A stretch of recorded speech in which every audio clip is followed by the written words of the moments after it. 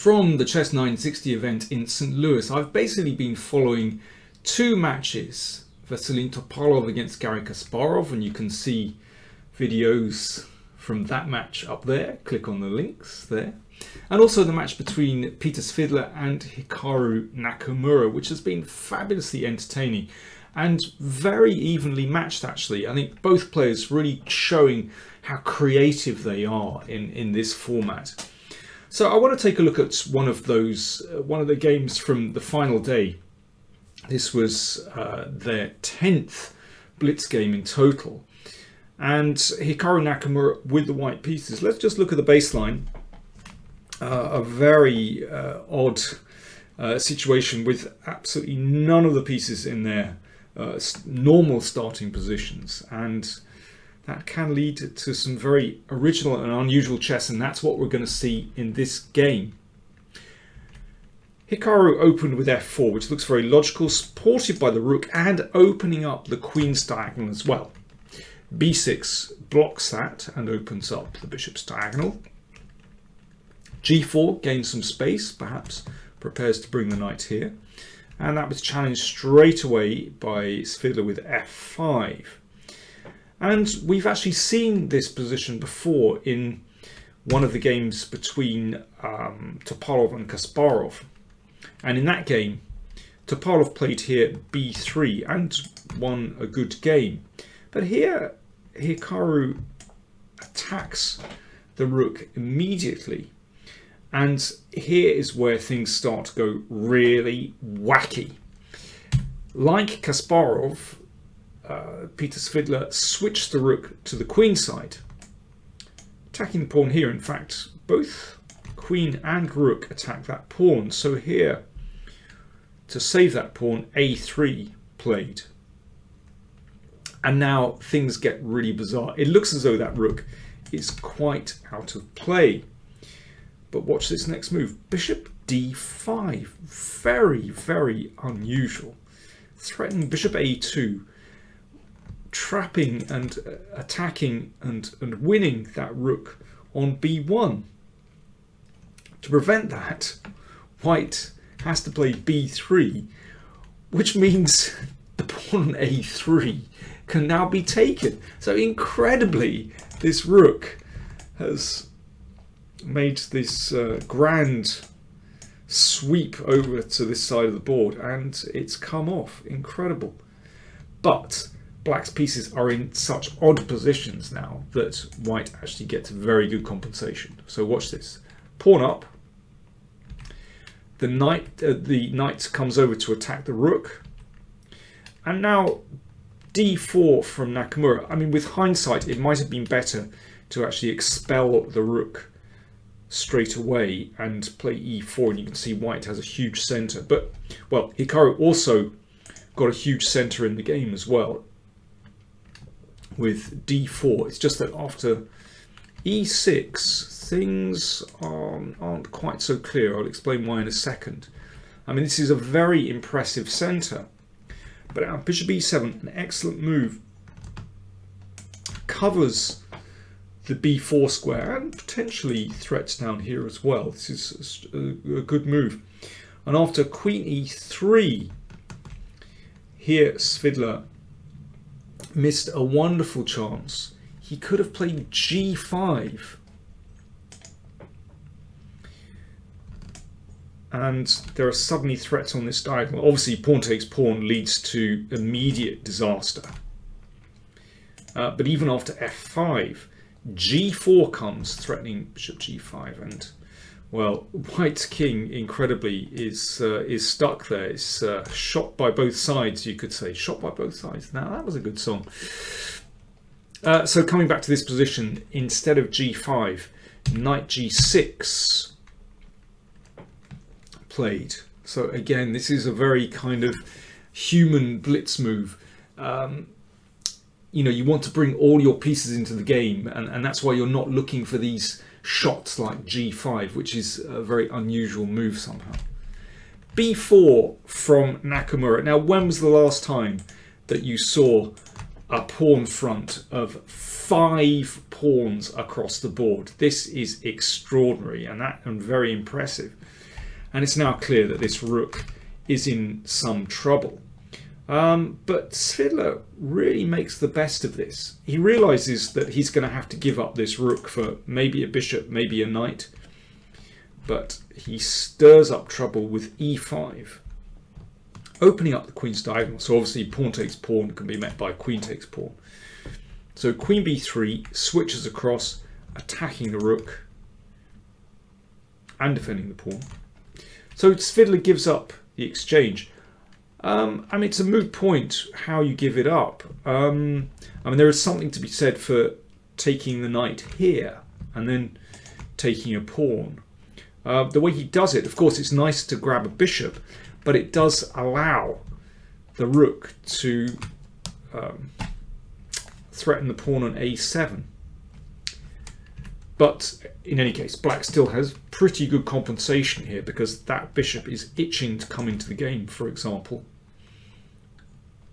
And it's an impressive pawn front, but there are a lot of weak squares behind those pawns. That's the problem when you advance pawns.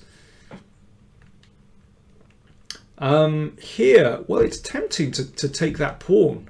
I'm surprised that Hikaru didn't play like that. I mean, it's still fantastically unclear. For example, after b5, with a pin here and maybe knight d6 coming. But instead he played knight f5, also a very tempting move. Problem after knight f5 is that suddenly the bishop comes here with some nice threats. And don't forget e4 is also en prise in this position. So maybe knight f5 was a little bit rash. And here Svidler could have taken on e4. I mean, this is just a very, very unclear position. Instead he played g6. Probably also not bad. Let's see what happened. And now he took on g5. So this is also very tempting with a discovered threat. The queen came to block. Good move. Check anyway. Of course, the queen is pinned, so can't take that. And they reached an endgame. It's so interesting how this game has never really settled. Right from move 1, it's been a pretty random, chaotic position, and it never really settles down. You know, this endgame, there are pieces all over the place, pawns all over the place. You know, this is very unusual here. And knight takes pawn. Now, from a material point of view, black has, well, let me see, knight and 4 pawns at the moment. Okay, after this, rook takes a7, knight and 3 pawns against a rook. But this is actually trickier for black to play than white. Of course, the computer says that black is absolutely fine, but in human chess, I can assure you, this is difficult because there are separate elements here. You could include this knight here as well, that need protection. If these pieces coordinate and can protect each other, then black is fine. But trying to coordinate and protect 4 different elements is difficult. It's much easier for white to play with a big, chunky, powerful rook that can slide very easily all over the place. So yeah, in blitz terms, not an easy position for black. And has to be said, that is a beautiful knight blockading on e3 as well. And this is a problem, that black's rook can't come into the game. If that black rook could enter the game, it'd be a completely different situation. But this is not an easy position for black. So far so good, but here is where Svidler goes wrong. H5 was the best move. I beg your pardon, I'll just put that back. H5 was the best move here. And black is still okay. Although white can try and fiddle around with the rook and knight to try and somehow disturb black's position. But it's roughly level, basically. But instead, Svidler plays king d8. Again, a very natural move.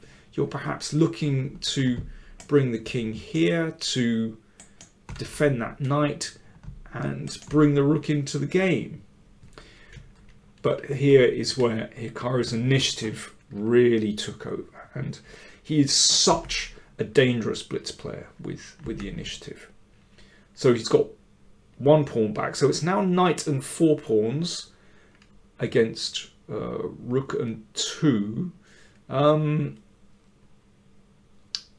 But somehow, yeah, black's pawns are a bit split.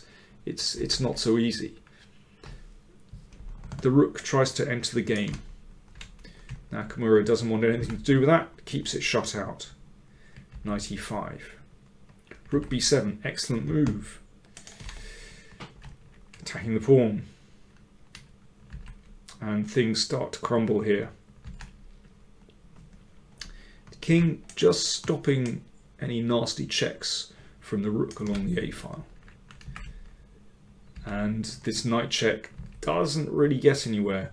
Hikaru defends very deftly with his king. So that king preventing the rook coming to any of these squares.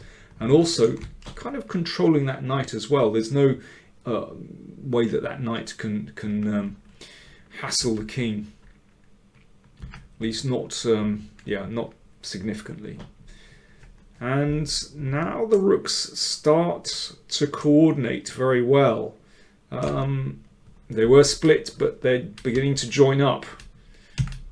A check. And knight takes d6. And you can see that black's king and knight are in massive trouble from both sides. Indeed, shot by both sides again. I think that's going to be the title of the video. Here, Svidler has no defense. He resigned the game. This, as I said, it was a very entertaining match. Finally, Hikaru Nakamura ended up the winner by 14-12. 2 points for a win in rapid games, and 1 point for a win in blitz. So actually, it was a very, very even contest. Hikaru basically put a run together of 4 consecutive victories in the blitz match, and that's enabled him to win the match finally. But as I said, very evenly matched contest, and such creative play. If you want to check out all the games, then of course do check out the St. Louis site, where you'll find all the games there. And if you want reports there as well. And also on chessbase.com, Chessbase News also has nice reports from the event as well. Thanks very much for watching. If you're not a subscriber, then do click the subscribe button there. It's free to subscribe, of course. And don't forget, if you want to support the channel, do check out patreon.com PowerPlayChess. You'll find a link up there as well. And you'll find links to playlists of Nakamura and Svidler. Again, you'll find them in the description up there. And you can see just how creative both players are. Thanks very much for watching.